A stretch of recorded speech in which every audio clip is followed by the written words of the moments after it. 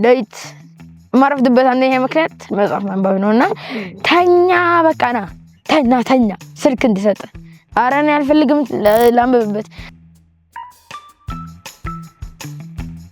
የዛሬ እንግዳችን በልጅነቱ በመጽሐፍት ፍቅር የወደቀው አንባቢ በቅርቡ ደግሞ ጸሐፊ የሚል ማዕረግን የሚጨምረው አሜን ባሳዝነው ነው። በነገራችን ላይ ስልክ ማየት አይምሮ ላይ ብቻ ሳይሆን አይንም ላይ ተጽዕኖ ያሳድራል። አይናችንም ይጎዳል ማለት ለራሳችን እንዴት እንደማናስብ ወላጆቻችን ለልጆቻቸው እንዴት እንደማያስቡ እኔ እንጃ ግራ ይገባኛል። ማለት ትውልዱ ላይ አልፈርድም፣ ጥፋተኞቹ ወላጆቹ ናቸው። ከ450 በላይ መጽሐፍትን ያነበበ ሲባል ብዙ ሰዎች ጥያቄዎችን እየጠየቁ ነበር። መቼ ጀምሮ ገና ልጁ 4ኛ ክፍል ከሆነ ሪያሊስቲክ አይደለም ይሄን ሁሉ መጽሐፍ ለማንበብ።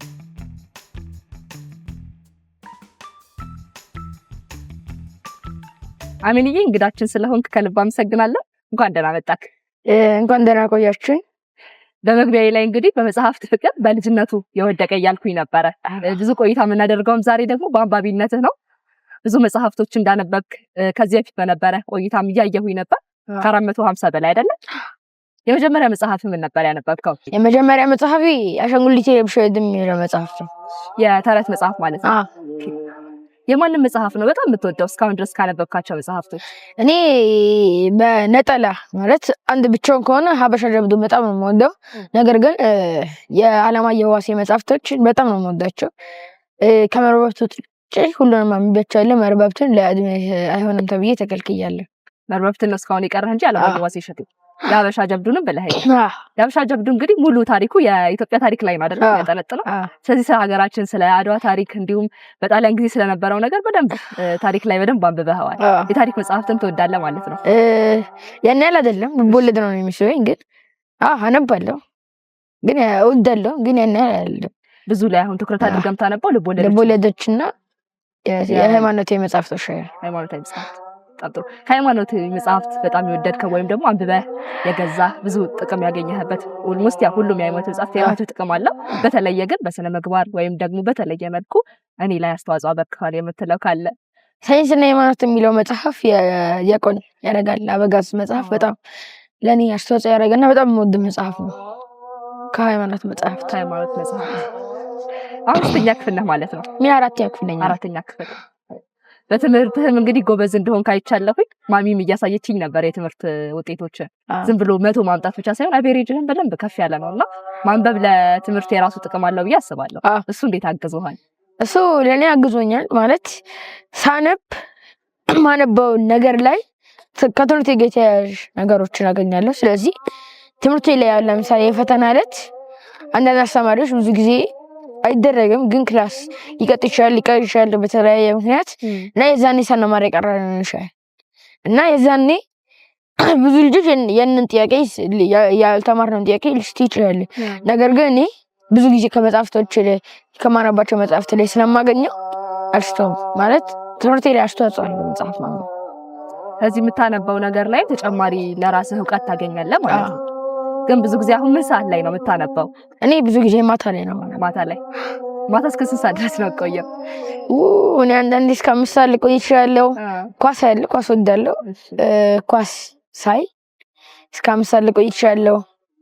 አንዳንዴ ደግሞ እስከ 3 ሰዓት እስከ 4 ሰዓት ብቻ። ግን የሆነ 2 ሰዓት አካባቢ ምናምን የሆነ በጣም የሚስብ ማለት ጀምረሹ እያነበብሹ ለማቋረጥ የሚያቅት አንዳንድ መጽሐፎች ስላሉ እነሱን ሳነብ እኔ እስከ 6 ሰዓት ልቆይ እችላለሁ መጽሐፉን ለመጨረስ በምታደርገው ጥረት።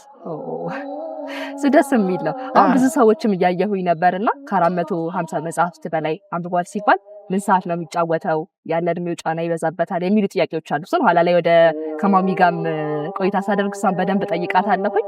ግን አሁን አንተ ነግረኸኛል፣ ቅድምም እያወራን ስለነበረ ኳስ መጫወት ወዳለሁ ብለኸኛልና ሰዓት አጠቃቀምህ እንዴት ነው? መጽሐፍ የምታነብ ከሆነ በዛ ላይ የትምህርት መጽሐፍቶችን ደግሞ ማንበብ ይጠበቃል አይደለ? ለትምህርትም ጎበዝ ስለሆንክ የመጽሐፍ የምታነብበት ሰዓት አለ። በተጨማሪ ደግሞ ልቦለዶች የምታነብበት ሰዓት አለ። ኳስ ደግሞ የምትጫወትበት ሰዓት አለ። እነዚህ ነገሮች እንዴት አድርገህ ነው የምትጠቀመው ወይም ደግሞ በአግባቡ የምትጠቀማቸው?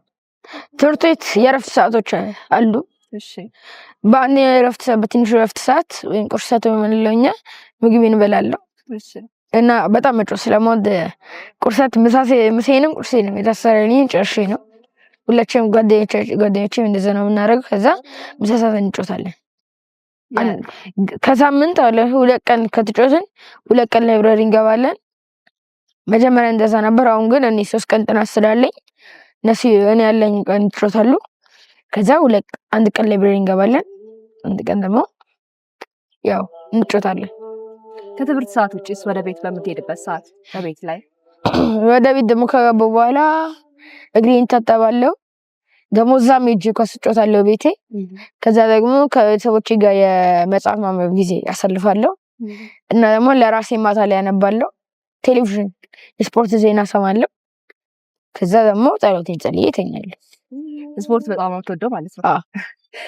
እና ደግሞ ባለኝ በትርፍ ሰዓቴ በሙሉ ደግሞ ሁሉንም ነገሮችን ስለማረጋቸው ባለኝ በትርፍ ሰዓቴ ደግሞ ባለኝ በቃ በማንኛውም ሰዓት ላይ ደግሞ አጠናለሁ። ባለኝ የትኛውም ሰዓት ላይ ቢሆን ያለኝ ትንሽ ሰዓት ካለች የዛኔ አጠናለሁ። አዎ ትምህርት ያው ምንም ድርድር ጥያቄ ውስጥ የማይገባ ነገር ስለሆነ እነዚህኞቹ ጎን ለጎን እንዳልኩህም ቅድም አንተም እንደነገርከኝ ለንባብ የሚያግዝ ነገር ለምን ንባቡ ለትምህርት የሚያግዝ አስተዋጽኦ አለው። ከዛ ደግሞ ትምህርት ላይ ደግሞ ያው ትኩረት ማድረግ የራሱ ትልቅ ጥቅም አለው ማለት ነው አይደል?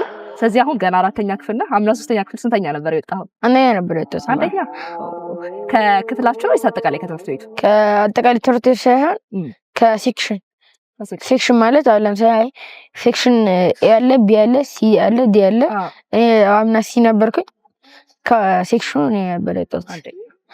ቀጣይ ደግሞ ያው ሙሉ ከትምህርት ቤቱ ለመውጣት ነው አይደለ ጥረት የሚደረገው? ሌላ ደግሞ ቅድም ማሚ እየነገረችኝ ነበርና የራስህን መጽሐፍ እያዘጋጀህ እንደሆነ ነግራኛለችና ስለሱ ደግሞ እናውራ እስኪ። አዎ መጽሐፍ እያዘጋጀሁ ነው። የመጽሐፍ ርዕስ ተጽዕኖ ፈጣሪ ሰዎች ለኢትዮጵያ ልጆች ነው። በ1990ዎቹ አካባቢ የነበሩ የዛኔ ፈርጥ የነበሩ አሁን ግን የኛ ትውልድ የማያውቃቸው ህፃናት ሰዎች ህፃናት እንዲያውቋቸው ብዙ ጊዜ የዛኔ የነበሩትን ሰዎች ህፃናት አያውቋቸውም። ማለት የሆነ ጊዜ መጽሐፉን እንድጽፍ ያነሳሳኝ ክላስ ውስጥ ስለ ታዬ አጽቀሥላሴ እያወራን ነበርና ስለ ፕሬዝዳንት ታዬ አጽቀሥላሴ እያወራን ነበረ እና አስተማሪ ነበር ያንን ሀሳብ ያነሳው። ስለሳቸው እያወራን ብዙዎቹ ተማሪዎች አላወቋቸው እና እኔ ገረመኝ። ከዛ ለእናቴ ሄጄ ቤቴ ለእናቴ ሄድኩኝና ለምንድን ማለት እንዴት ታዬ አጽቀሥላሴን ያኛው ትውልድ አያውቃቸውም? አባይ ግድብ እንዲገደብ እንደውም እኔ ስለሳቸውም ሆነ ስለሌሎችም ብዙ የእኛ ትውልድ የማያውቃቸው ሰዎች ስላሉ የእነሱን ታሪክ እጽፋለሁ ይሄ ነገርኳት እና በዛ ምክንያት ነው። አንተ የዚህ ሰዎች ያወቃቸው እንግዲህ በማንበብህ ምክንያት ነው። ጥሩ። ስለዚህ መጽሐፉ ምን ደረጃ ላይ ደርሷል? ያው መጽሐፌ አሁን የቀረው አሁን መጀመሪያ በእንትን ነበረ በታብሌት ነገር ነበር የምጽፈውና ያ ታብሌቱን ስለተበላሸ ትንሽ በወረቀት መገልበጥ ጀምሬያለሁ እና አዲስ ስለሆነ የጀመርኩት አሁን ከነበረው 20-30 ምናምን ታሪክ አሁን 10 ምናምን ጽፌያለሁ፣ 11 ምናምን ጽፌያለሁ እና ደግሞ እሱ በወረቀት ተገልብጦ ለጸሐፊያችን ይሰጣል እና ደግሞ የቀረው ሌላው የስዕል ስራ ምናምን ነው። ለመጽሐፉ ሽፋን ከቨር ምናምን የቀረው ስለዚህ ያለቀ ነው ማለት ነው። ዋናው መጀመሪያው የመጽሐፉ ሐሳቡና ጽሁፉ አይደል? ስላለቀ እሱ መገልበጥ መጨረሻው አካባቢ ነው። ደስ ይላል በጣም። የሰዎችን የህይወት ታሪክ አብዛኛውን የት ነው የምታገኘው? አብዛኛውን ብዙ ጊዜ ከራሴ ነው የማውጣው። ማለትም ካነበብኳቸው መጽሐፍቶች እያወጣጣው ምናምን አሁን ዋቢ መጽሐፍትን ስላለው መጨረሻ ላይ ከነሱ እና ደግሞ አንዳንድ ጊዜ ደግሞ በቂ የመጽሐፍ እንትን ስለሌለኝ ማለት አሁን የኑሮ ውድነቱ እንደው መወደድ የለበትም ነበር እንጂ አብሮ ነው መጽሐፍ የሚተወደደው። ስለዚህ አንዳንዴ ደግሞ ከኦንላይን ላይ ምናምን እያገኘሁ ነው የምጽፍ መረጃዎችን። በጣም አሁን ቅድም ማሚ እየነገረችኝ ነበረ ብዙ መረጃ እንግዲህ ያገኘሁት ስላንተ ከማሚ ስለሆነ ነው። ማሚ ያልኩኝ የምመለሰውና የራሱ መጽሐፍት ላይብረሪ እንዲኖር ይፈልጋል። ብዙ መጽሐፍቶችን ያጠራቅማል። እንዲሁም ደግሞ መጽሐፍቱን ለትምህርት ቤቱ እዛ ባደራ መልክ እንዲቀመጥ እንዳደረክም ነግራኛለች። የመጽሐፍ ፍቅርህ ምን ያህል እንደሆነ ነው የሚያሳየውና ስለዚህ ንገረኝ በደንብ። አዎ እና መጽሐፍቶች ብዙ ጊዜ አስቀምጣል። ለሰው ማዋስ አልወድም። መጀመሪያ ውድ ነበረ ማለት ለሰውስ ነበረ መጽሐፍ። ከዛ የሆነ ሰዓት ላይ በጣም ወደው መጽሐፍ አለ የዶክተር አለማየሁ ዋሴ እሸቴ የእሳቸው መጽሐፍ አለ እና የእሳቸውን መጽሐፍ ለሰው አዋስኩኝ። እሸቱ ላይ ቀርብ ያለውና የዛኔ አይተውታል አጎቴ ናቸው አይተውታልና ከዛ እሳቸው አዋስኳቸው ተቀበሉኝ። ከዛ አልመልሱልኝም። የታርጉት ጠይቀው እሺ መልስልሃለሁ ይተውታል። እሺ መልስልሃለሁ ይተውታል። ከዛ በቃ በጣም ተናደድኩኝ። ከዛ በኋላ መጽሐፍ ላለማዋስ ቃል ገባሁኝም እሳቸውን ቤት ሄጄ አላውቅም። በቃ ከዛ ተውኩ መጽሐፍ ለማዋስ። አሁን ጓደኞች ግን አይጠይቁም? ትምህርት ቤት አብረው ያሉ አይጠይቁኛል። ጓደኞቼ እንደራሴ ስለማያቸው ባለውሳቸው ባልሰጣቸው በቤታቸው ይዘው እንደሄዱ እዛው ግን ልጅ የላቸው እያመጣ የሚፈልጉትን መጽሐፍ እናነባለን ትምህርት ቤት። ስለዚህ ጓደኞችም ላይ እኮ አንዳንድ ጊዜ ጥሩ ስነ ምግባር ሌላም ሰው ይጋባል አይደል? አንተ ጥሩ ስትሆን በዙሪያ ያሉ ጓደኞችም ካንተ ብዙ ነገር እየተማሩ ጥሩ እየሆኑ ይሄዳሉ። አሁን እነሱ እንዴት ካንተ ምን ይሉሃል? በጣም የሚያስገርምህ ነገር ማለት ደስ ይለኛል። እኔም እነሱ ሲያነቡ ሳያቸው በቃ እነሱ ጎበዝ ማለት እና ክላስ ብዙ ጎበዝ ተማሪዎች አሉ። እነሱ ደግሞ መካከለኛ ደረጃ ላይ ያሉ ጓደኞች ናቸው እና እነሱ መጽሐፍ ሲያነቡ በቃ እንደኛ ጎበዝ የሚሆኑ ይመስለኛል። ስለዚህ ሲያነቡ ሳያቸው ደስ ይለኛል። በደምብ ታስጠናቸዋለህ፣ ታግዛቸዋለህ አንተ? እነሱስ ካንተ ምን ተምረናል ይሉሃል? ወይ ደግሞ አሁን አንዳንድ እኮ አስቸጋሪ ተማሪም አለ አይደለ? ማንበብ አልፈልግም፣ ያንተ ጓደኛ መሆን አልፈልግም የሚሉ እነሱ በምን አይነት መልክ ነው ወደ አንተ ለመመለስ ለመምከር የምታደርገው ጥረት? ማለት ጓደኞቼ ከኔ ጋር ሲያጠኑ ደስ ይላቸዋል እና አንተ እኮ አንባቢ አድርገን በደንብ አንባቢ አድርገን ቤት እኮ ባንተ እንቀጣለን፣ እንዴት እሱን አትሄቱም? ለምን እንደሱ መሆን አትችሉም እንባላለን። እኔ ደግሞ በጸቤት ትንሽ ረባሽ ነገር ነኝና እኔም ደግሞ ቤት ስገባ ለምን እንደ ጓደኞቼ ጨዋቱንም ለምን ትረብሻለህ እባላለሁ። ይሄ እነግራቸዋለሁ እና እነሱም በደንብ አንባቢ አድርገን አንባቢ ካደረከን ላንተም ለኛም ነው ጥቅሙ። ላንተም ጥቅሙ አንደኛ እኛ እንዳንጎዳብህም ላንተም ደግሞ ማለት ከኛ ጋር ስታነብም ደስ የሚል ነገር ስላለው አንባቢ አድርገን ይሉኛል። ቤት እንዳንቀጣ ማለት ነው። በጣም ጥሩ። ይሄ መዋስ አልወደውም ያልከኝን ሐሳብ እሱን ነገር ለማጥራት ብዬ ነው በደንብ። አሁን ጓደኞች ሲሆኑ ግን አንተ ካላዋስካቸው ምናልባት መጽሐፍ የሚያገኙበት ነገር ላይኖር ይችላል የሚለው ነው። አሁን ብዙ ሰው አይተህ ከሆነ እንግዲህ ጓደኞች ህንም አስተውላቸው ከሆነ ስልክ ላይ ነው አብዛኛው ህፃን ገና የተወለደ ልጅ ሳይቀር ስልክ አልሰጣችሁኝ ብሎ የሚያለቅስበት ምግብ ማይበረረሰለ ብዙ ሰው አሁን በቃ ስልክ ላይ ነው። ታብሌት ይገዛልኝ፣ ስልክ ይገዛልኝ፣ በጣም የሚያማምሩ ውድ የሆኑ ስልኮችን በመያዝ ጌም መጫወት አይደለ? አብዛኛው ታዳጊዎች አሁን ጓደኞችን ትምህርት ቤት በደንብ ታያቸዋለህ፣ ስልክ ላይ ተጠምደዋል፣ ስልክ ላይ ናቸው ብዙ ጊዜ የሚያሳልፉት። አንተስ እንዴት ነው ስልክ አጠቃቀም? ስልክ የለህም? ስልክ አለኝ። እሺ እጠቀማለሁ፣ ግን በሰዓት ነው የምጠቀመው። ለምሳሌ ከሰኞ እስከ ዓርብ ስልክ የሚባል ነገር አልነካም። ከነካሁም ከጓደኞቼ ጋር የሆነ እንትን ነገር የምጽፈው መጽሐፍ ላጋራቸው እልክላቸዋለሁ ረቂቁን እና የምልክላቸው መጽሐፍ ልልክላቸው ወይም ደግሞ እንትን ነገር ልነግራቸው ሊሆን ይችላል እንጂ መረጃ ለመስጠት ሊሆን እንጂ አልነካም። ከሰኞ እስከ ዓርብ ማነው ከቅዳሜና እሑድ ግን ያው እጠቀማለሁ። ማለት ትውልዱ ላይ አልፈርድም። ጥፋተኞች ወላጆቹ ናቸው። አሁን እንደኔ እናት ከመጀመሪያው ጀምሮ ከስልክ አርቀው መጽሐፍ እያነበቡ እነሱም ልጆቻቸው እያነበቡ እንትን ቢሉ ኑሮ አሁን እኮ እኔ ስልክ አልፈልግም እንካ ስልክ የሆነ ሳለ በቃ መጨረሻ ላይ በጣም ሌሊት የማረፍድበት አንደኛ ምክንያት መጽሐፍ ማንበብ ነውና ተኛ በቃ ተኛ ስልክ እንድሰጥ ኧረ እኔ አልፈልግም ላንብብበት። አሁን ትናንትና ማታ እኔና እማዬ ተጨቃጭቀን የተኛው እሷ በቃ ጥላኝ ተኛች። የመጨረሻ ሳለ እኔ ቁጭ ብዬ ትናንትና መጽሐፍ ጨረስኩኝ።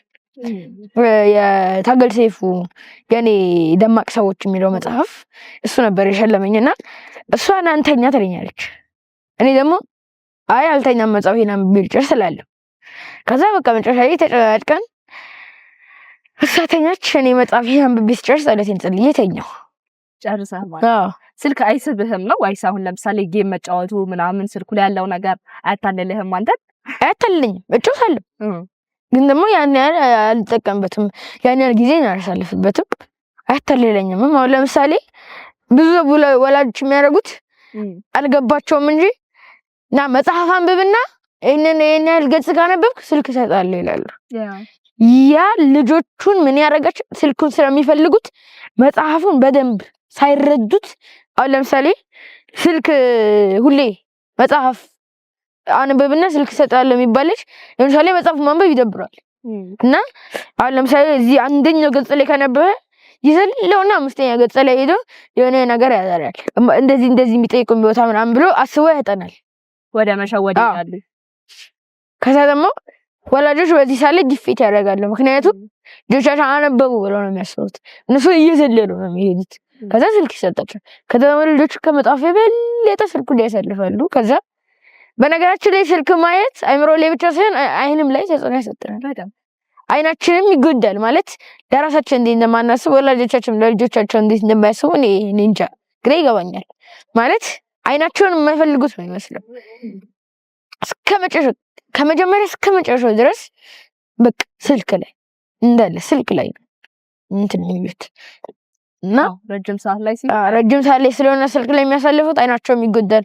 እንግዲህ ካየን በየመንገዱ የምናያቸው ብዙ ህፃናት ላይ ኖርማል ፊታቸው ሳይሆን በመነጽር ምናምን ሳይት መነጽር ምናምን እያደረጉ ነው የሚሄዱት እና እሱ ደግሞ የስልኩ ተጽዕኖ ነው ብዬ አምናለሁ። እና እኔ ስልክ እጠቀማለሁ ግን ደግሞ ያን ያህል ሰዓት አሁን ለምሳሌ በቀን 30 ደቂቃ ከተጠቀምኩ ስልክ 1 ሰዓት አነባለሁ መጽሐፍ። እንደውም ግን ምሳሌው ነው እንጂ 1 ሰዓት በላይ ነው የማነበው መጽሐፍ። ስልክም 45 ደቂቃ 1 ሰዓት ምናምን ተጠቀም ይችላል። ግን አንድ ወጥ ሳለ ሳይሆን አንድ ወጥ ሳለ 1 ሰዓት ሙሉ ማለት 1 ሰዓት ሙሉ ባንዴ ካየነው እኮ አይናችን የሚታመመው ቢያንስ ማየታችን ካልቀረ እያረፍን ብናየው ቢያንስ ለአይናችን ትንሽ እንደው ለውጥ ያመጣልናል። ከዛ በተጨማሪ ደግሞ ለኛ የሚሆነን ነገር ማየታችን ካልቀረ ደግሞ ቢያንስ ማለት እሱ ነገር እኔ አልመክርም። ሶፍት ኮፒ ማንበብ አልመክርም፣ አልወድም። አልወድም። አንድ መጽሐፍ ብቻ እስከዛሬ ያነበብኩት ሶፍት ኮፒ ሸበጥ የሚል መጽሐፍ ነው። ስላጣሁት ፈልጌ የድሮ መጽሐፍ ስለሆነ ስላጣሁት ነው እና ድጋሚ አግኝቼ ድጋሚ ነው ያነበብኩት። ምክንያቱም ምንም ስሜት አልሰጠኝም እና ቢያንስ እንደው አልመክርምም አልወድምም። ግን ስልክ ማየታቸው ካልቀረ ቢያንስ ያንብቡት እስቲ በሶፍት ኮፒ ቢያንስ አልመክርም። ግን ለመልካም ነገር መጠቀም ቢያንስ ለመልካም ነገር ብንጠቀመው ጥሩ ይመስለኛል። ያው በትክክል ስልክ ላይ እኮ የሆነ የራሱ ጥቅም እንዳለ ሁሉ የራሱ ጉዳትም አለ። ግን አብዛኛው ሰው ጥቅሙን ለመማሪያ አይደል? አሁን ዩቲዩብ ላይ የተለያዩ ቋንቋዎች አሉ፣ እዛ ላይ መማር ይቻላል። የተለያዩ ፕሮግራሞች አሉ፣ እነሱ ማየት ይቻላል። ህይወት የሚጠቅም ነገር ማድረግ ከሆነ እንዳልከው ሰዓት ገድቦ መልካም ነገር ነው። ግን ብዙ ጊዜ ይሄ ጌም ማየት፣ ዝም ብሎ እንትኖችን ፊልሞችን በማየት ረጅም ሰዓት የምናጠፋ ከሆነ ያው ከጥቅሙ ጉዳቱ ይመስላል ማለት ነው። በደንብ ስላስረዳ መደጋገም ነው የሚሆነው። እኔ እዚህ ሐሳብ ላይ ፊልም ማየት ላይ እኔ ሐሳብ አለኝ። ማለት ፊልም ማየት እንደውም መጥፎ አይደለም፣ ጥሩ ነው። ምክንያቱም ፊልም ስናይ አማርኛ ፊልም እሺ ጉዳት ሊኖር ይችላል። እንግሊዝኛ ፊልሞችን ግን ስናይ በዛው ማየታችን ሳይሆን እየተደሰትን ደግሞ ቋንቋውን እንሰማለን። አሁን ለምሳሌ አንድ ነገር እኮ ከድምፁና አሁን ለምሳሌ አይናችን ቢታወር ማለት አያርገውና አይናችን ቢታወር እንደዚህ ሸዋ የሚል ደስ የሚል ንፋስና ዛፍ እንትን ሲጋጭ የሚሰጥን ስሜትና እንደዚህ እያየ ነው ያ ስሜት የተለያየ ነው የሚሆነው። እና ደግሞ ልጆችም አለሰ በቃ ሁሉ ምሳሌ ፊልም አይደል አንድ በቀን አለሰ በሳምንት አንድ ፊልም ቢያዩ እያዩት ስለሚሰሙት ተግባሩ ጋር አጣምረው ያ ነገር ምን ማለት እንደሆነ እንዴት እንደሆነ ይገባቸዋል።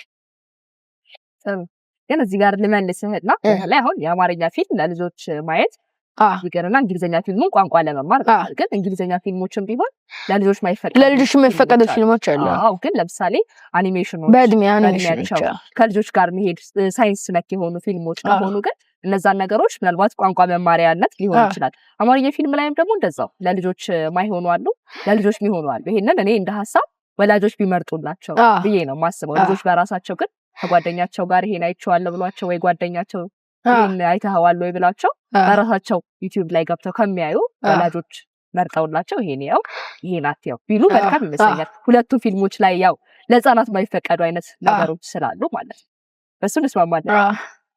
መልካም። ታዲያ ምንድን ነው ወደፊት መሆን የምትፈልገው? እኔ የድጓ መምህርና ከስተደረሰ እፈልጋለሁ። የድጓ መምህር ይሄ ብዙ ሰው የማይለው ነገር ነው።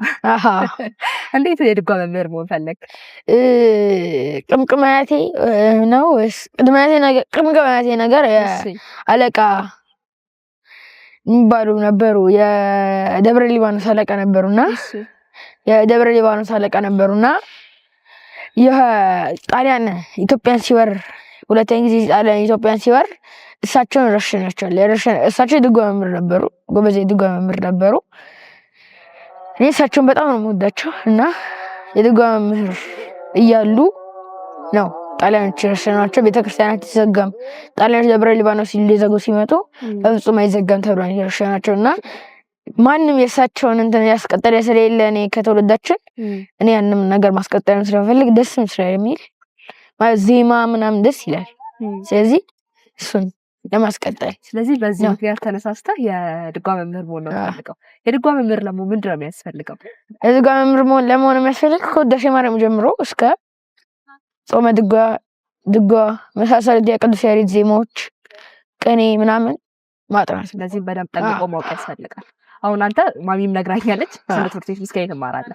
ውዳሴ ማርያም ላይ ምን ላይ ደረስክ? አሁን ውዳሴ ማርያም ላይ ገና አሁን ክረምት ላይ ስለሆነ የምማረው ጊዜ ስለሌለኝ ክረምት ላይ ስለመማር አሁን ገና ውዳሴ ማርያም ላይ ነኝ።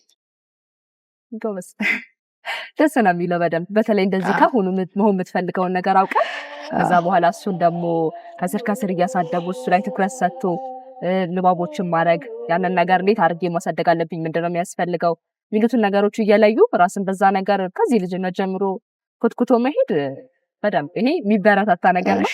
በርታልና ሚልዬ። እሺ አመሰግናለሁ። የላይብራሪውስ ጉዳይ ታዲያ እንዴት ነው? የላይብራሪ ጉዳይ ቦታ እስከምናገኝ ድረስ ነው። አሁን ግን ለጊዜው ኬጂ የትምህርት ቤታችን ላይኛው ኬጂ ቤት ሰይዳ ህንፃ ላይ የሚገኘው ኬጂ አለ።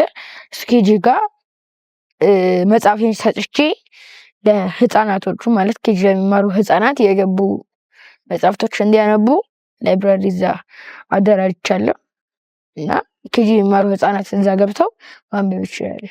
መጽሐፍቶችን እዛ ትምህርት ቤት ውስጥ ናቸው ማለት ነው። ምን ያህል መጽሐፍቶች ይሆናሉ ትምህርት ቤት ላይ ያሉት? ትምህርት ቤት ላይ ያሉት ወደ 200 ምናምን መጽሐፍት። ይሄ ሁሉ መጽሐፍ አጠራቅመህ? አዎ ማለት የህፃናት ብቻ ነው መጽሐፍ፣ የህፃናት ብቻ የተረት ብቻ ነው። እንግሊዝኞችም አሉት ሃንክ ዘ ግሬት ምናምን የመሳሰሉ እንግሊዝኛ መጽሐፍቶችም አሉት። ያው እንደዛ ነው አደራጅቻለሁ። አሁን ኬጂ ያሉ ህፃናት እዛ እየገቡ ማንበብ ይችላሉ። በጣም ደስ ይላል። ማሚ እንግዲህ መጽሐፍቶችን ትሸጣለች አይደለ? መጽሐፍት በመሸጥም ባዛሮች ሲኖሩ ኤግዚቢሽኖች ሲኖሩ ታግዛታለህ። ብዙ ጊዜ የሚገርምህ ምንድን ነው ብዙ ሰዎች አሁን መጽሐፍ ሊገዙ ሲመጡ አንተም እንግዲህ ቅድም በጣም በርካታ መጽሐፍቶችን ሰዎችን አሳምነህ በተለይ አሁን አይተህ ከሆነ ብዙ ጊዜ መጽሐፍቶቹ የሚሸጡ ሰዎች ስለ መጽሐፍቱ አንብበው አስረድተው ይሄ መጽሐፍ ብታነቡ ጥሩ ነው፣ ይሄ መጽሐፍ እንደዚህ ነው ለሚገዛው ሰው በተለይ አዲስ መጽሐፍ የሚገዛ ከሆነ መረጃ በደንብ ያገኛል።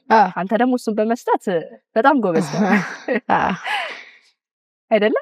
እሱን ንገረኝ። ማለት ብዙ ሰዎች የህፃናት መጽሐፍት አይፈልጉም። እኔ ልጅ የለኝም ልጅ አያነብም ማለት እኮ ሰው እኮ ሁሌ እዛው በነበረበት አይቀጥልም። የሆነ ሳለ ይቀየራል ማለት ልጆቻችን እኛው ካስረዳናቸው እኛ እየነበብን ካሳየናቸው ልጆችን እኛ አሁን እኔ እናቴ ስታነብ አይታለሁ። ከዛ እኔም የማንበብ ፍላጎት ይመጣል። ብዙ ልጆችም እንደዛ ከተደረገላቸው ማንበብ ይችላሉ። እና ደግሞ ሌሎች ሰዎች ደግሞ ልጅ የለኝም ለልጆች መጽሐፍ ማንበብ አይችሉም፣ አይወዱም መጽሐፍ ማንበብ ምናምን እያሉ አልገዛም ይላሉ። ግን ደግሞ ህፃናቶች እንኳን ለሚያነቡት ደስ የሚሉ ታሪኮች አሉ። አሁን ለምሳሌ ተረት ተረት የመሰረት የሚለው ሐዲስ ዓለማየሁ መጽሐፍ ህፃናት ብቻ አይደለም የሚያነቡት፣ አዋቂዎችም ያነቡታል። ደስ የሚል መጽሐፍ ነው። በሁሉም እድሜ የሚነበብ መጽሐፍ ነው። ትልልቆች ራሱ ሊያነቡት ይችላሉ። እና ደግሞ ለጎረቤት ስጦታ አሁን እኔ ብዙ ጊዜ ስጦታ እየሄድኩኝ ስሰጥ አሁን ባለ ልደት አለ ባለ እንትን አለ እየሄድኩኝ ስሰጥ መጽሐፍ ነው የምሰጠው። የሃይማኖት መጽሐፍቶች፣ ልቦለዶች፣ ታሪኮች ነው የምሰጠው እና ከእሱ የተረዳሁትና የታዘብኩት ነገር እሱ ነው። ማለት ብዙ ሰዎች የህፃናት መጽሐፍ መግዛት አልፈልግም ምን ይሰራልኛል ምናምን ማለት ልጅ ወልደል የሆነ ሳለ እና የዛኔ ደግሞ ለልጆቻቸው የጠፉ አሁን የሚጠፉ መጽሐፍቶች አሉ። አሁን ለምሳሌ ከገበያ የጠፋ በጣም ደስ የሚል በጥኖቹ ጊዜ የነበረ መጽሐፍ አለ ጅራተ ቆራጣው አይጥ የሚለው መጽሐፍ በጣም ደስ የሚል መጽሐፍቶች ናቸው። ግን አሁን የሉም ገበያ ላይ። የዛኔ ግን ገዝተን ብናስቀምጥ አሁን እናገኘዋለን። ምክንያቱም ያስቀመጥነው ነገር ስለሆነ አስበንበት ያስቀመጥነው ነገር ስለሆነ እናገኘዋለን። የስላገኘው ምናምን ብለን አሁን ድጋሚ አንከራተትም። ይሄ በጣም ጥሩ ሀሳብ። በተለይ መጽሐፍቶችን ገዝቶ ማስቀመጥ እዚህ ከገበያ ላይ ሲጠፉ ታሪክም ጭምር ስለሆኑ ለሌሎች ሰዎች ማውረስ እኛም የሆነ ነገር ምርምር ማድረግ ብንፈልግ በዛ መጽሐፍት ላይ ጥናት ማካሄድ ብንፈልግ ያው ያስቀመጥነው ነገር አለ መልሰን የምንጠቀምበት። ይሄ በጣም ጥሩ መልእክት ነው በመጨረሻ ያስተላለፍክልን። አሁን የምትለው ነገር ካለ ለአንተ እድሉን ልስጥህና ሌሎች ጥያቄዎችን ደግሞ ከማቢ ጋር ቀጥላለሁ። እሺ ማለት የምፈልገው ነገር መጀመሪያ እግዚአብሔር እና እናቴ ቅድስት ድንግል ማርያም ሀገሬን ሰላም ያርግልኝ፣ ቤተሰቦቼን ጠብቁልኝ እና ደግሞ ለሀገራችን ለህዝቦቿ ሰላም፣ ጤና፣ በረከት፣ መስማማት ይስጥልኝ እና ደግሞ እናቴን በጣም ማመስገን እፈልጋለሁ። እዚህ ደረጃ ላይ እንድደርስ ያደረገችኝ እሷ ስለሆነች አመሰግናለሁ። የአሜን እናት እንግዲህ መምህርት ሴታ አመሰግናለሁኝ። አንቺንም አሜንም አመስግኖች ነው እንግዲህ ሄደውና ይሄን የመሰለ ልጅ በተለይ ደግሞ ቀደመን በደንብ እያወራን ነበር። ልጆች የሚሰባቸውን ይዘው የሚወርሱትና አሜን ያው ያላንቺ ጥረት ወይ ያለ ወላጆቹ ያለ እናንተ እንዲህ ሊሆን አይችልም። አያየሹ ነበር ቀደመን በደንብ እያወራንበት ነበርና ከ450 በላይ መጽሐፍትን ያነበበ ሲባል ብዙ ሰዎች ጥያቄዎችን እየጠየቁ ነበር። መቼ ጀምሮ ገና ልጁ 4ኛ ክፍል ከሆነ ሪያሊስቲክ አይደለም ይሄን ሁሉ መጽሐፍ ለማንበብ ከመቼ ጀምሮ ተቆጥሮ ነው የሚሉ ጥያቄዎች አሉና ይሄን ጥያቄ መመለስ እንጀምር። እሺ እኔም እንግዳ አድርገሽ ስለጋበሽኝ እጅግ አድርጌ አመሰግናለሁ። ሲጂዬ ልጄን ወደ አደባባይ ሳወጣው ከልጄ ምንም ለማግኘት አይደለም። ቅድሚያ ሁሉም ሰው እንዲረዳኝ የምፈልገው በፍጹም ልጄን ለገበያ አቅርቤ ገንዘብ ማግኘት የምፈልግ ሰው አይደለሁም። አሁን ባለኝ አቋም በጣም ከአቅሜ በላይ ሆኖ እስካልሆነ ድረስ ማለት ነው። ቢያገኝ አልጠላም፣ ግን ደግሞ ሳወጣው ያን ማድረግ ብችል ኑሮ ልጁን ነገር አለሙን ሁሉ አስትቼ ቲክቶክ ላይ እያወጣሁኝ ማድረግ ችል ነበር። ሞክሬያለሁ። ብዙ ሰዎች በቲክቶክ ቢመጣ አሜን ብለውኛል። ግጥም ሲያነብ በጣም ጎበዝ ነው አሜን። ቪዲዮዎቹን አይተሽ ከሆነ ኤፍቢኤ ላይ እና ያን ያላደረኩበት ምክንያት ምንድነው? ለመልካም ነገሮች እይታ የላቸውም እኛ ሀገር ላይ ለመጥፎ ነገሮች ነውና ልጁ ይደክምና በመልካም ነገር እይታ እንደማይገኝ ሲያቅ ወደ መጥፎ ነገር ነው የሚሄደውና ነገ ሲያድግ መልካም ነገር ለመስራት ከመጣር ይልቅ ባጭሩ መጥፎ ነገር መስራት የተሻለ እንደሆነ እንዲገነዘብ ስለማልፈልግ ይሄኛውን ወይ አልከተልም። አንደኛ ነገር። ሁለተኛ ነገር እንዴት ተቆጠረ? ምናልባት ለዮናስ ለገጣሚ ዮናስ ሞላ የሰጠውትን ሪፕላይ ኮሜንት ማየት ይቻላል። በ3 አመቱ ማንበብ ለጀመረ ልጅ እኮ አንድ ሪያሊስቲክ ምናምን የሚያስብል ኮሜንት ሊያሰጣ ይገባው ማለት ነው። አሜን ማንበብ የጀመረው 3 አመቱ ላይ ነው። እኔም መመዝገብ የጀመርኩት ከዛን ጊዜ ጀምሮ ነው። አሉ በስነ ስርዓት ሊስት አውት የሆኑ አሜን ያነበበው መጽሐፍ የማንን መጽሐፍ መቼ አነበበ። ይሄን ማድረግ የፈለኩትኝ ይሄ መሾም መሸለም መደነቅ ከሚለው ወይ አንፃር አይደለም። እኔ ከቤተሰቤ ጀምሮ አንባቢ ናቸው። ሳነብ ነው ያደግኩት። በጣም ሳነብ እንደውም እኔ አሁን አሜን ማንበቡን ለትምህርቱ አግዞታል። እኔም ማንበቤ ለትምህርቴ ጎርቶኛል። ወንድሜ ምን ይል ነበር? አንድ ጉዳይ ተፈጥሮ ትምህርት ቤት ሄደና ባለፈው እህቴን የምጠብቃት ቦታ አላገኘኋትም፣ ማንበቧ ጎርቷታል፣ ለምን እንደጎዳት እያወቀች ልጇን አንባቢ እንዳደረገችው አላውቅም ሲል ነበረ። በጣም ትልቅ ውጤት ታመጣለች ተብዬ የምጠበቅ ልጅ ሳነብ ቤት ስለ በቃ አይሆንም ስለምባል ፊክሽን ማንበብ በተለይ እኛ ቤት አይፈቀድም። የሃይማኖት መጽሐፍ እንዳነብ ነው እናቴ የምትፈልገው። አስተማሪ ሲያስተምር እንደዚህ እዚህ ላይ አድርጌ መጽሐፍ ሳነብ ነበር እኔ ክፍል ውስጥ ቤት ስለተከለከልኩ። እኔ ግን የኔ ቤተሰቦች የሰሩትን ስላልደገምኩኝ አሜንን ለትምህርቱ ማንበቡ እንዲረዳው አድርጎታል። እና አሜን ከዛ ምን አደረኩኝ? ስራ ሲይዝ በጣም ልጅ ነበርኩኝ። 10ኛ ክፍል ጨረስኩ። 1 አመት ተምሬ አስተማሪ ሆንኩኝና ተማሪዎች እንዲያነቡ አደርግ ማንበብ ስለምወድ እንዲያነቡ አደርግ ነበር። ለልጆች መጽሐፍ አነብላቸዋለሁ ክፍል ውስጥ። አሁንም ያለኝ ትሬንድ ነው። ጥሩ የምላቸውን ተረቶች ለልጆች አነባለሁኝ የሆነ ሰዓት ወስጄና እኔ በመጽሐፍ ብዙ እውቀት አግኝቻለሁ ብዬ ስለማስብ ከዛ በዚህ ስራዬ ከአንድ አካል ጋር መገናኘት ችዬ ነበር። የአካል ማን ነው? ጀርመን ባህል ማዕከል ላይብራሪ ኃላፊ የሆኑት አቶ ዮናስ ታረቀኝ ገጣሚና ማን ነው ተርጓሚና ጸሐፊ ዮናስ ታረቀኝ ኢትዮጵያ ታንብብ ኢትዮጵያ ልጆች አንብቡ የሚል አንድ ቻሌንጅ ነበራቸው 2005 2006 2007 ላይ ከብራና የሬዲዮ ፕሮግራም ጋር በመሆን ይሰሩ ነበር ያንን ስራና እዛ ላይ ኢንቮልቭ አድርጌ ልዩ ልዩ ስልጠናዎችን ማግኘት ችያለሁ። በየትምህርት ቤቱ ዞረን ከነሱ ጋር ሆኜ የንባብ ክለብ አቋቁመናል ምናምንና የዛኔ አንድ ስልጠና ሲሰጡን ምን ሰማው ጽንስ እያለ ጀምሮ ቢነበብለት ለልጅ ጥሩ እንደሆነ ሰማው። በአራስነት ቢነበብለት ለልጅ ጥሩ እንደሆነ ሰማሁና አንድ ነገር ነበር የተመኘሁት። አንድ ላብራቶሪ የሚሰራ ሰው ወይም አንድ ሪሰርች የሚሰራ ሰው አይጥ ላይ ነው የሚሞክረው። እኔ ደግሞ ልጄ ላይ መሞከር ፈለኩ ጉዳት ያለው ነገር ስላልነበረና እኔ ባባራ እርጉዝ እያለ አነባለሁ። የማነበው ለራሴ ነበረ፣ ግን ያው ለልጁ ጠቅሞታል ነው ሎጂኩ። ከዛ ሳነብኔ ምን እወዳለሁ? የህፃናት መጽሐፍ ማንበብ እወዳለሁ፣ ደስ ይለኛል። የህፃናት መጽሐፍ ማንበብ በጣም ጥሩ ነገር ስላለው ማለት ነው። እንደዛ እያልኩ እያለ ባባ ተወለደ። ተወልዶ ከሐኪም ቤት ስገባ ግን ለልጄ የህፃናት መጽሐፍ አንብቤለታለሁ። እዛ ቤተሰቦቼ በጣም ነው የሳቁብኝ። ልክ አይደለም ምናምን፣ ሳይንሳዊ ነው። ጽንስ ይሰማል። አራስ ልጅ ደግሞ ከአራስነቱ ጀምሮ ለሆነ ያህል እድሜ የሰሙትን ያጠራቀሙትን ቃል ነው የሚያወጡት ልጆችና ያንን አቅ ነበረ። ባዮሎጂ ማይነሬ ነው፣ ሳይንሱን አውቀዋለሁ፣ አንብቤያለሁ፣ አውቃለሁ፣ ሰልጥኛለሁ፣ አውቃለሁ፣ መሞከር ፈልጌያለሁ፣ አነብለት ነበር። እንዳልኩትም ጠቅሞታል። እኔ ያነበብኩለት እኔ በጣም ያላባት ስላሳደግኩት በጣም ቢዚ ነኝ፣ ገንዘብ ለማግኘት ምጥር ሰው ነኝና ረፍት የሌለኝ ሴት ነኝ።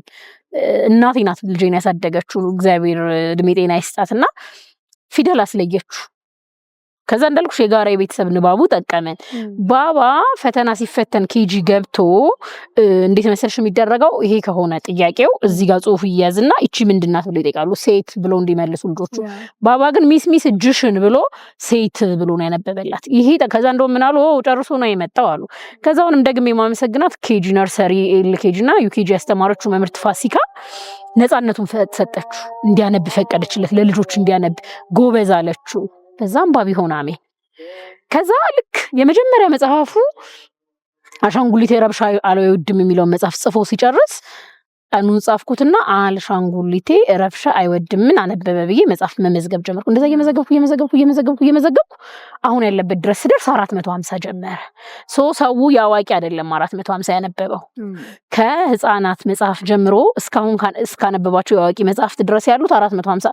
እንደውም የአሜን መጽሐፍ ላይብረሪ ያነበበው ለምሳሌ ቲዮሪድስ ያነበበውን ማስረጃ ብናወጣ፣ አብሮት ያነበበውን ማስረጃ ብናጽፍ 550 እና 600 ይደርሳል ያሜን ያነበበው መጽሐፍ። ግን እኛ ራሳችን ጋር ያነበበውን መጽሐፍ ነው። አሜን እጁ ላይ ከ250 በላይ የህፃናት አማርኛና እንግሊዘኛ መጽሐፍቶች አሉት። ያው ቅድም እየነገረኝ። ከዛ በኋላ ደግሞ የአዋቂ መጽሐፍትም አሉት። ያው ማዋስ እንደማይወድ ሰው ኦርቶልሻል አጋጣሚ ሆኖ አጎቴ የሰራው ሚስቴክ ነው። እኔም በነገርሽ ላይ በጣም በርካታ መጽሐፍ ይኖረኝ ነበር። እንዳይኖረኝ ያደረጉኝ ያው አስኳቸው ሰዎች ናቸው። የመጽሐፍ ሳውስሽ እንደማይመለስ በጣም እርግጠኛ ነኝ። የምሰጥሽ ደግሞ ልክ ነው፣ አይመለስም። በጣም ብዙ ሰው ይህን ችግሩን ሊቀርፍ ይገባል። ከዛ ውጪ በጋራ ማንበባችን ብዙ መጽሐፍ እንዲያነብ ረድቶታል። ርዕስ ነው ወይ ያነበብከው እንዲህ ነው ወይ የሚሉ ሰዎች አሉ። አሜን ካነበበው በኋላ አናሊሲስ ይጽፋል። ለምሳሌ ያነበበው መጽሐፍ ሳይንስና ሃይማኖት በዲያቆን ያረጋል አበጋዝ በዚህ ዓመተ ምህረት ታተመ። ይሄን ያህል ገጽ አለው። ከመጽሐፉ ያገኘኋቸው ዋና ዋና ነጥቦች፣ የመጽሐፉ የሰጠኝ ጠቀሜታዎች፣ መጽሐፉ ላይ ያለኝ ጥያቄ ብሎ የመጽሐፍ ልምድ አለው። ይሄ 3 ዋና ዋና ጥቅሞች አሉት። አንደኛ ያነበበው እንዳይረሳ ያደርገዋል። ሁለተኛ ድጋሚ ያነበብሽው እንደዚህ ስትጽፊ አናሊሲስ አድርጎ ጭንቅላትሽ ፍሬ ነገሩን ይይዛል። በሶስተኛ ደረጃ ጥያቄዎቹን ይለያል። የገባውን ካልገባው እንዲለይ ያደርገዋል። ከዛ የገባውን ያልገባኝም ያለው ነገር እኔ ከገባኝ እኔ ያስረዳዋለሁ፣ እኔ ካልገባኝ በዚህ ነገር ላይ ገብቷቸዋል ብዬ የማስባቸው ሰዎች እንዲያስረዱት አደርጋለሁ። ካልሆነ ግን ከከበደ ደራሲያኑን ማግኘቱ ከባድ ስለማይሆን እነሱን እግዚአብሔር ያክብራቸው፣ ብዙዎቹ አክብረውኝ ጥያቄውን መልሰውለታል። በዛ መንገድ እንሄዳለን። ሁለተኛ ነገር አይምሮ ውስጥ ተጨምቆ ብቻ ተቀምጦ ችግር እንዳይፈጥርበት የመጽሐፍ ልማዱንም እንዲያዳብርበት ያደርገዋል። አሜን 450 መጽሐፍ በማንበቡ አንድም ሰው የሆነ ነገር ካላደረገልኝ ወይም የሆነ ኢንካም ጀነሬት ካላደረኩበት ቁጥር የሚያስዋሸኝ ምክንያት አይኖርም። አላማዬ ይቻላል። ጀስት ዱ ኢት። ልጆቻችሁ ላይ ሞክሩት። እኔ እንዳሁን ልጆች ለልጄ ስልክ እየሰጠው አላሳደኩም። በእነ አሜን ጊዜ ኢትዮጵያዊ ሃርድ ከቨር መጽሐፍት አልነበረ።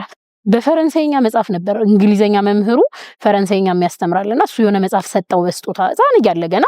በዛ መጽሐፍ እያሳደግኩት ሞከርኩ። ከዛ ሌሎች መጽሐፍቶች ሃርድ ከቨር እንግሊዘኛ መጽሐፍትን እየገዛው ሞከርኩ። አላማዬ ፈረንሳይኛውን እንዲረዳው ኦር እንግሊዘኛውን እንዲረዳው አይደለም፣ አታችመንቱ ከመጽሐፍ ጋር እንዲሆን ነው። እነዛ መጽሐፍቶች ወተር ፕሩቭ ናቸው፣ አይቀደዱ።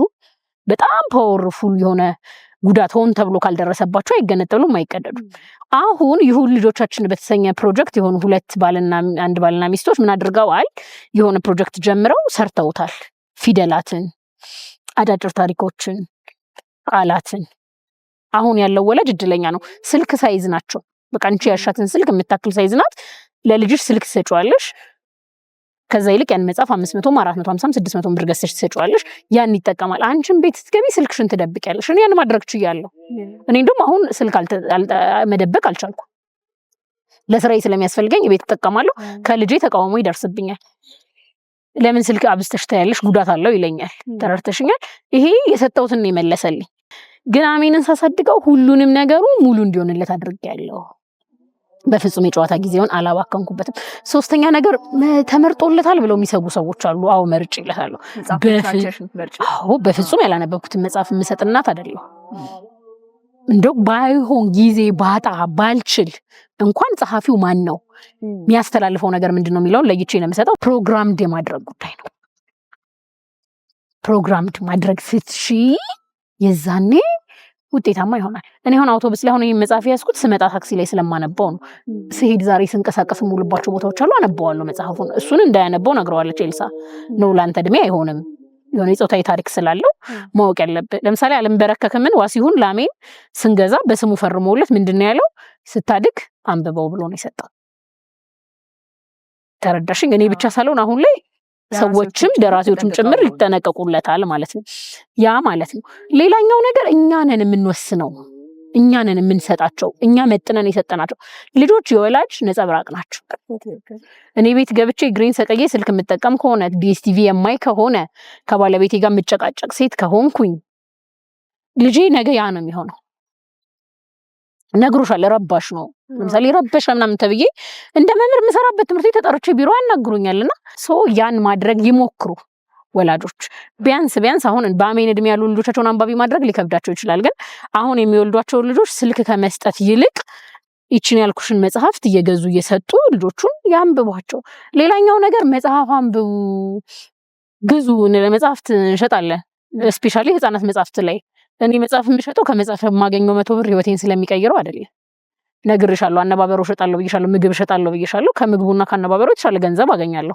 ግን መጽሐፍ የምሸጠው አሁን እንደውም ጃፋር ይሻላል ህፃናት ላይ ፎከስ አደረገ እንጂ ብዙ ቦታ ሄደሽ የህፃናት መጽሐፍ አታገኝምና ለስኪ ኤግዚቢሽኖች ላይም ሄጄ የህፃናትን በተለይ አላገኝምና እኔ ራሴ ኤግዚቢሽን ስገባ በጣም የህፃናት ብዙ ይዤ ነው የምገባውና ግዙ ስል ሰው ምን ይለኛል እንዳንቺ ያሉት ወጣቶችም ትልልቆችም እኔ ልጅ የለኝም የኔ ልጅ አያነብም እንዴ የኢትዮጵያ ልጆች አንቺ ልጆች ናቸው ትግስት አንቺ ሰፈርሽ ላሉ 5 ልጆች መጽሐፍ መስጠት ብቻ እነዚህ ሁለት ካሜራማኖች ሰፈራቸው ላሉ 5 ልጆች መጽሐፍ ገዝተው መስጠት ቢችሉ ነጋቸውን ነው ባይዘው ይሄ የሚገኘው ከመጽሐፍ ነው እንደው ቢያንስ እኔ አሁን እኔ ልጅ ከኳስ ጌም ውጪ በፍጹም አይጫወትም ሌላ ጌም አንዳንድ ቦታ ሄጄ ሳይ የጥይት ጌም ሰጥተው በለው ሲያስብሏቸው ያሳድጓቸውና ነገ ከሆነ ወንድሙ ጋር በለው ሲባባል የዘራሹን አይደል ያጨድሹ ስልክ መጠቀማቸው ካልቀረ ቢያንስ የሚጠቅማቸውን ነገር ስልክ ላይ የኢትዮጵያ ልጆች ስልክ ላይ አለ ፊልሞች ስልክ ላይ አሉ አሁን ይሄ መርሃ ግብር ልጆች ቢያዩት ይጠቀሙበታል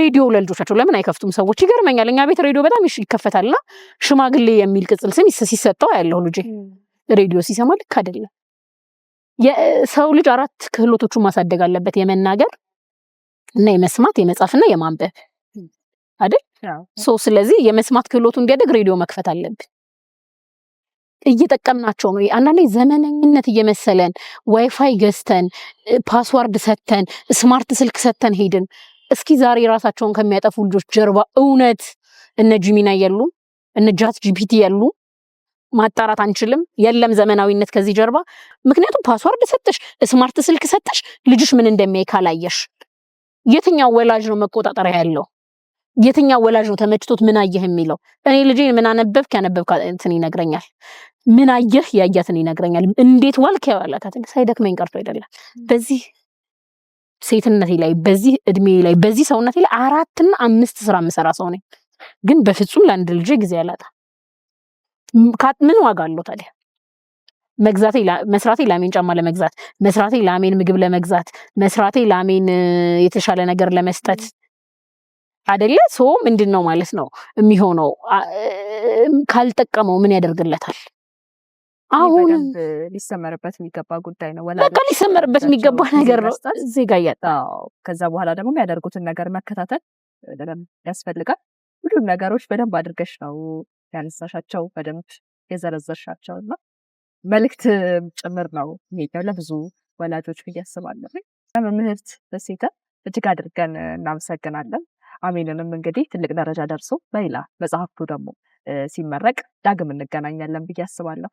እንግዳይ ስለሆናችሁ እንግዲህ ሁለታችሁንም አመሰግናለሁ። እኛም ማክብራችሁ እንግዳ አድርጋችሁ እዚህ ትልቅ ተቋም ስለጠራችሁን እጅግ አድርገን እናመሰግናለን። ከአሜንና ከአሜን እናት ጋር ከመምህርት እሴተ ጋር የነበረን ቆይታ ይህን ይመስላል። ብዙ እንደተማራችሁበት ተስፋ እናደርጋለን። ቀጣይ በሌላ እንግዳ እንገናኛለን። እስከዛው ቸር ቆዩ።